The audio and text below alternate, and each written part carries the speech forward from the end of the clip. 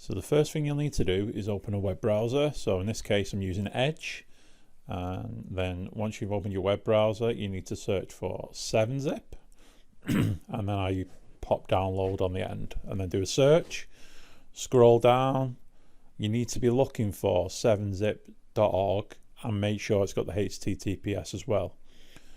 At this point, you choose whether you want the 32-bit version or the 64-bit version. In this case, I'm going for the 64-bit version. And as you can see, I'm saving it. Once the download's complete, I will run the application. I am now going to left click, clicking on run. And then I get the standard UAC prompt, click yes. You can change the destination folder if you wish, and then just click the install button.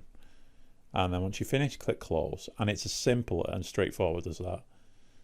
Thanks very much for watching.